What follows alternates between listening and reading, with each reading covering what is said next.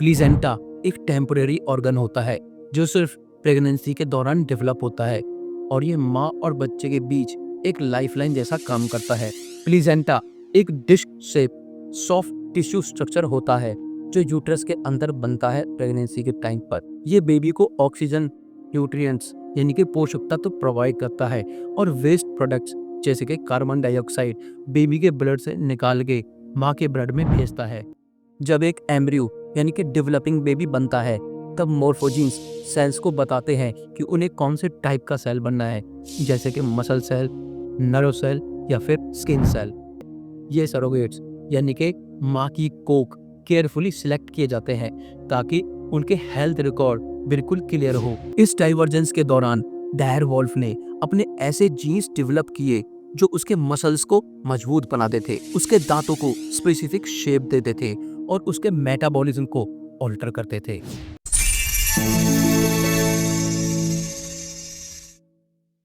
दोस्तों, इमेजिन कीजिए एक ऐसा सीन जहां हमारे सामने एक एक्सटिंक्ट स्पीसीज फिर से जिंदा हो जाती है। एक आइस एज का प्रीडेटर जो लंबे समय से इतिहास के पन्नों में सिमट चुका था। ये सिर्फ एक काल्पनिक कहानी नहीं है, बल्कि modern molecular biology, advanced gene editing और पैलिजियोनोमिक रिसर्च का एक प्रूफ है।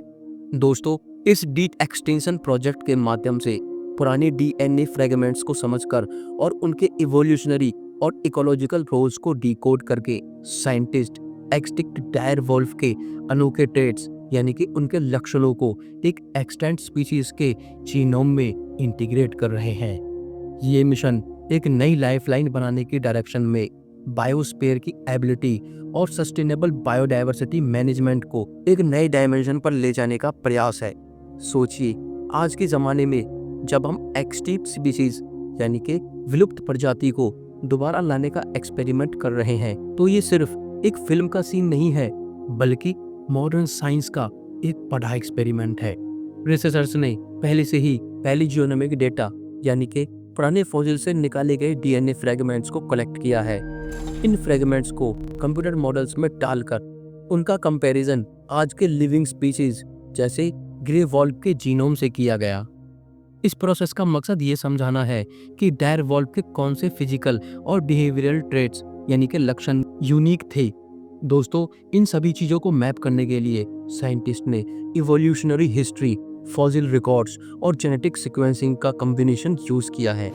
इस अप्रोच को फंक्शनल डीप एक्सटिंक्शन यानी कि कार्यात्मक विलोपन कहते हैं, जिसमें पुरानी प्रजाति के ट्रेट्स को आज के जीवन में इंटीग्रेट करके इकोलॉजिकल रोल्स को रिस्टोर करने की कोशिश की जाती है। ये एक मल्टीडिसिप्लिनरी रिसर्च है जिसमें मॉलिक्यूलर बायोलॉजी, जेनेटिक्स और कंप्यूटेशनल बायोलॉजी का भरपूर इस्तेमाल होता है। दोस्तों, डायर वॉल्फ जो कि आइस एज का एक बड़ा प्रीडेटर था, उसके फॉसिल से साइंटिस्ट को कई वैल्यूएबल इंफॉर्मेशंस मिली है। कैलिफोर्निया में ला ब्रिया tar pits जो कि एक फेमस फॉसिल साइट है, उसमें पाए गए सैंपल से साइंटिस्ट ने फिजिकल स्ट्रक्चर्स जैसे बोन्स और टीथ ही नहीं, बल्कि उसके अंदर के डीएनए के छोटे छोटे टुकड़े भी एक्सट्रैक्ट किए हैं। इन डीएनए फ्रेगमेंट्स को एनालाइज करके पता चलता है कि डायर वॉल्फ के जीनोम में ऐसे यूनिक पार्ट्स थे जो ग्रे वॉल्फ से बिल्कुल अलग थे। दोस्तों, कंपैरेटिव जेनोमिक्स एक टेक्निक है जिसमें दो स्पीशीज के डीएनए को कंपेयर किया जाता है, और दूसरी तरफ साइक्लोजेनेटिक एनालिसिस जिसमें स्पीशीज के इवोल्यूशनरी रिलेशनशिप्स को समझा जाता है। इन दोनों से ये क्लियर हुआ कि डायर वॉल्फ और ग्रे वॉल्फ के बीच में लगभग 5 से 6 साल का डाइवर्जेंस हुआ था।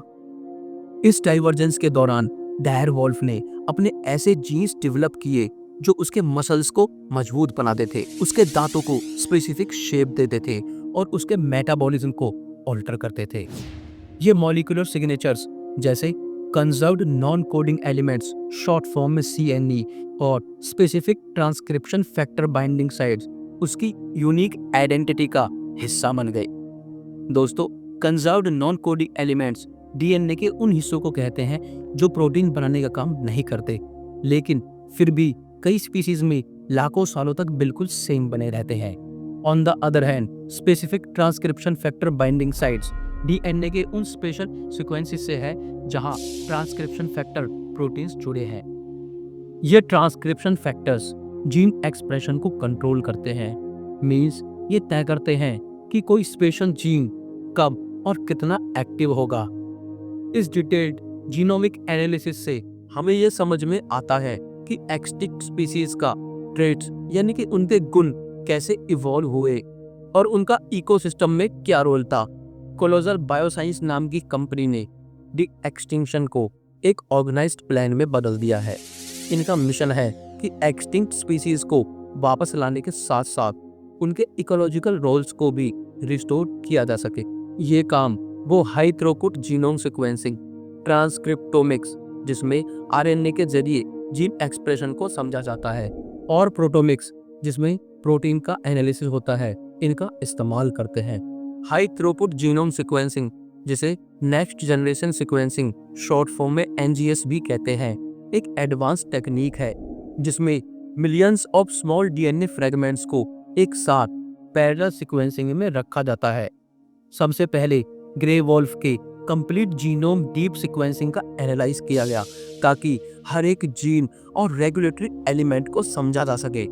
फिर कंप्यूटेशनल मॉडल्स और मशीन लर्निंग एल्गोरिदम के जरिए उन 20+ कैंडिडेट्स जीन्स को आइडेंटिफाई किया गया जो डायर वॉल्फ के खास ट्रेट्स यानी कि उनके खास गुणों को डिफाइन करते हैं। इन जीन्स को सिलेक्ट करने के लिए साइंटिस्ट ने प्रिडिक्टिव एल्गोरिथम और कंप्यूटर सिमुलेशन का यूज किया जिससे उनके रेगुलेटरी नेटवर्क्स और जीन एक्सप्रेशन प्रोफाइल्स को एक्यूरेटली सिमुलेट किया जा सके। ये एक सिस्टम बायोलॉजी अप्रोच है जहां हर लेवल जैसे कि मॉलिक्यूलर, सेलुलर और ऑर्गेनिज्म लेवल को इंटीग्रेट करके एक कोहेरेंट पिक्चर बनाई जाती है। क्रिस्पर-Cas9 टेक्नोलॉजी को अगर हम एक मॉलिक्यूलर सीजर माने तो ये एक ऐसा टूल है जो डीएनए के छोटे पार्ट्स को डेफिनेटली एडिट कर सकता है। इस प्रोजेक्ट में साइंटिस्ट ने एडवांस्ड गाइड आरएनए डिजाइन किए जिसे पता चलता है कि डीएनए के कौन से हिस्सों को टारगेट करना है। हाई फिडेलिटी Cas9 वेरिएंट्स का यूज करके उन्हें इंश्योर किया गया कि कोई अनवांटेड म्यूटेशन ना हो। High Fidelity Cas9 variants gene editing technology के ऐसे इंजीनियर्ड फॉर्म्स हैं जो डीएनए में चाह एक्यूरेसी से काम करते हैं। कंप्यूटर सिमुलेशंस जैसे कि क्रिस्पर और डीप Cas9 के थ्रू टारगेट साइट्स की प्रिसीजन मैपिंग की गई। ये मैपिंग जरूरी है ताकि अगर कोई एरर हो तो उसको पहले से ही डिटेक्ट कर लिया जाए। ये एडिट्स सिर्फ कोडिंग सीक्वेंसेस यानी कि जीन्स तक ही सीमित नहीं है बल्कि उनके आसपास के CIS रेगुलेटरी मॉड्यूल्स जिन्हें हम कंट्रोल एलिमेंट्स भी कहते हैं उनको भी मॉडिफाई किया गया जिससे डायर वॉल्फ के स्पेसिफिक फीचर्स जैसे उसका क्रेनियल शेप यानी कि उसकी खोपड़ी की बनावट और उसके बालों का टेक्सचर और मेटाबॉलिक प्रोसेसेस वापस आ सके। ये पूरा प्रोसेस एक फाइन ट्यून्ड अप्रोच है जिसमें छोटी से छोटी डिटेल को ध्यान से एडजस्ट किया जाता है। जीन एडिटेड एम्ब्रियोस यानी कि भ्रूण अवस्था जो किसी जीव के बनने की प्रारंभिक अवस्था होती है उसको बनाने के लिए विट्रो फर्टिलाइजेशन का यूज किया गया यानी कि IVF का यूज किया गया। यहाँ इंड्यूस्ड प्लूरिपोटेंट सेल्स जो कि एक तरह के स्टीम सेल्स होते हैं जो किसी भी एडल्ट सेल जैसे स्किन या ब्लड सेल को लेबोरेटरी में रिप्रोग्राम करने के लिए बनाए जाते हैं। उनको एक स्पेशल मीडियम में कल्चर किया जाता है जिसमें उनको स्पेसिफिक ग्रोथ फैक्टर्स और मोर्फोजीन्स दिए जाते हैं। मोर्फोजीन्स एक तरह के सिग्नलिंग मॉलिक्यूल्स होते हैं जो एम्ब्रियोनिक डेवलपमेंट के टाइम पर बहुत इंपॉर्टेंट रोल प्ले करते हैं।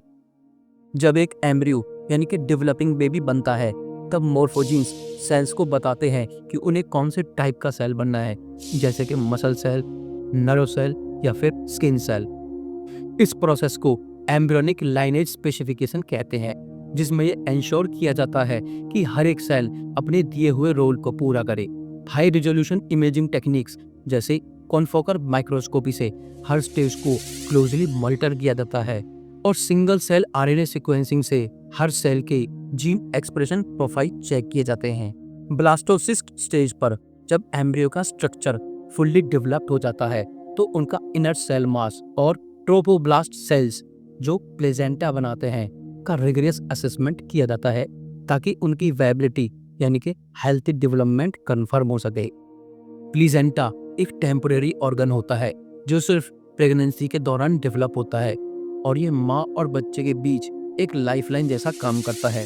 प्लीजेंटा एक dish shape soft tissue structure होता है जो यूट्रस के अंदर बनता है प्रेगनेंसी के टाइम पर। ये बेबी को ऑक्सीजन, न्यूट्रिएंट्स यानी कि पोषक तत्व प्रोवाइड करता है और वेस्ट प्रोडक्ट्स जैसे कि कार्बन डाइऑक्साइड बेबी के ब्लड से निकाल के माँ के ब्लड में भेजता है। ये सभी प्रोसेस लैब में कंट्रोल्ड कंडीशंस में होते हैं जिससे इंश्योर किया जाता है कि जेनेटिक मॉडिफिकेशंस सही तरीके से इनकॉर्पोरेट हो रहे हैं। जीन एडिटेड एम्ब्रियोस को हेल्थी सरोगेट्स मदर के यूट्रस में इम्प्लांट किया जाता है। ये सरोगेट्स यानी कि माँ की कोख केयरफुली सिलेक्ट किए जाते हैं ताकि उनके हेल्थ रिकॉर्ड बिल्कुल क्लियर हो और उनका जेनेटिक मेकअप स्टेबल हो। इम्प्लांटेशन के बाद modern non invasive prenatal testing यानी कि NIPT टेक्निक्स का यूज करके जैसे cell free fetal DNA analysis और डोपलर अल्ट्रासोनोग्राफी से एम्ब्रियो के डेवलपमेंट को कंटिन्यूसली मॉनिटर किया जाता है। इस पीरियड के दौरान रेगुलर हार्मोनल टेस्ट जिसमें प्रोगेस्टेरोन हार्मोन और एस्ट्राडियोल लेवल्स मेजर किए जाते हैं जिससे माँ और बच्चे के बीच के कनेक्शन को बैलेंस में रखा जाता है। प्रोगेस्टेरोन एक नेचुरल स्टेरॉइड हार्मोन है जो mainly ovaries specifically corpus luteum के द्वारा प्रोड्यूस होता है। प्रेगनेंसी के दौरान प्लेसेंटा भी इस हार्मोन को प्रोड्यूस करता है। दूसरी तरफ एस्ट्रोडियल एक मेजर फीमेल सेक्स हार्मोन है जो मेनली एस्ट्रोजन फैमिली का पार्ट है। ये hormone specially female reproductive system के डेवलपमेंट और फंक्शनिंग में इम्पोर्टेंट रोल प्ले करता है। जब बच्चा जन्म लेता है तो एडवांस डायग्नोस्टिक इमेजिंग जैसे माइक्रोसीटी स्कैन्स और MRI से उसके craniofacial structure, bone density, skeletal development का डिटेल चेक किया जाता है ताकि कंफर्म हो सके कि इंड्यूस्ड जेनेटिक मॉडिफिकेशंस बिल्कुल एक्सपेक्टेड ट्रेट्स को मैच कर रहे हैं या नहीं। जन्म के बाद इन पप्स की थ्रू जांच की जाती है। हाई रिजोल्यूशन इमेजिंग, मोर्फोमेट्रिक एनालिसिस जिसमें बॉडी मेजरमेंट लिए जाते हैं और बोन्स का कंपैरिजन के थ्रू उनके फिजिकल ट्रेट्स को डिटेल से रिकॉर्ड किया जाता है। साथ ही होल जीनोम सीक्वेंसिंग और RNA सीक्वेंसिंग डेटा का इस्तेमाल करके ये देखा जाता है कि जो जीन एडिट्स किए गए हैं उनका इफेक्ट सही तरह से हो रहा है या नहीं। एलीले जो कि जीन का एक वेरिएंट फॉर्म है, उसके स्पेसिफिक एक्सप्रेशन एनालिसिस से पता चलता है कि मॉडिफाइड जीन्स एक्टिव है या उनमें कोई ग्लिच है।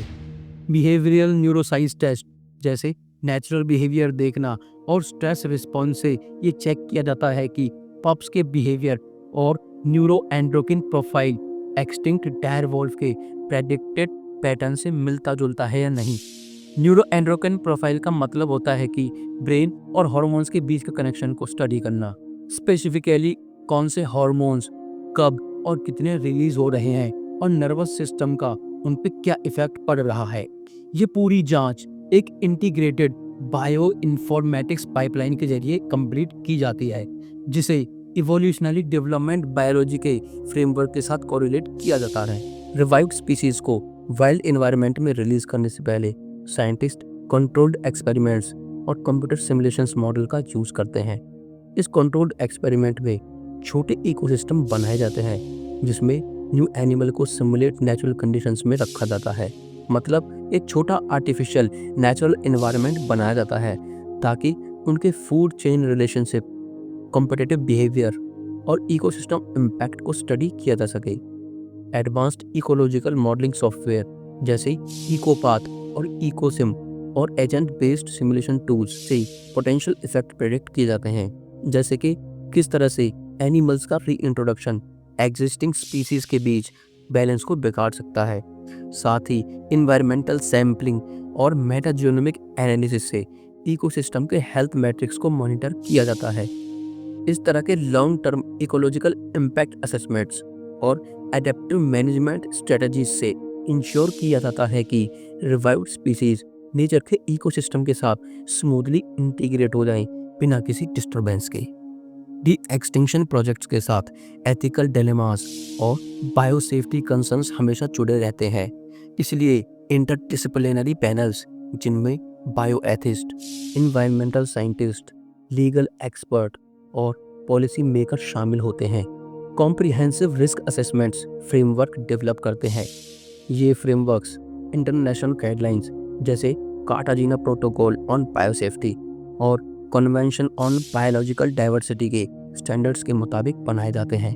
Public consultants, stakeholder workshops और transparent data sharing initiatives ensure करते हैं कि ये प्रोजेक्ट्स एथिकल बाउंड्रीज के अंदर रहें। रिस्क को कम करने की स्ट्रेटजीज और कॉन्टिन्यूस मॉनिटरिंग से ये देखा जाता है कि कोई अनफोर्सिंग इकोलॉजिकल इम्बैलेंस या बायोसिक्योरिटी रिस्क ना हो। ये स्टेप बाय स्टेप अप्रोच सभी इन्वॉल्व पार्टीज को रिस्पॉन्सिबल और सेफ एक्सपेरिमेंट की गारंटी देता है। इन जीन एडिटेड पप्स की जर्नी सिर्फ एक्सटिंक्ट स्पीसीज को वापस लाने का एक्सपेरिमेंट नहीं है, बल्कि एक एवोल्यूशनरी पैराडाइम शिफ्ट का हिस्सा है।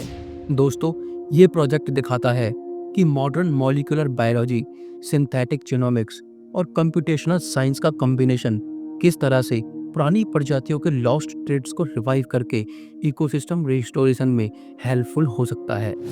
ये सिर्फ एक साइंटिफिक अचीवमेंट नहीं, बल्कि हमारे फ्यूचर कंजर्वेशन मॉडल्स का एक नया फ्रेमवर्क भी तैयार करता है, जिसमें बायोडाइवर्सिटी को सस्टेनेबल तरीके से मैनेज किया जा सके। आने वाले टाइम में जैसे जैसे सिंथेटिक बायोलॉजी और डी एक्सटिंक्शन टेक्निक्स और मैच्योर होंगी, हमें नए एथिकल गाइडलाइंस, बायोसेफ्टी रेगुलेशंस और इन्वायरमेंटल स्टार्ट से प्रैक्टिस डेवलप करने होंगे। दोस्तों, इस तरह हम अपने प्लेनेट के इकोलॉजिकल बैलेंस का ध्यान रखते हुए एक फ्लेक्सिबल, बैलेंस्ड फ्यूचर की तरफ बढ़ सकते हैं। दोस्तों, आप डी एक्सटिंक्शन यानी कि विलुप्त प्रजाति को पुनर्जीवित करने के बारे में क्या सोचते हैं? आप अपने थॉट हमें कमेंट में ज़रूर बताइए। वीडियो अच्छा लगी तो चैनल को सब्सक्राइब कीजिए, वीडियो को लाइक कीजिए और शेयर कीजिए। वीडियो देखने के लिए धन्यवाद।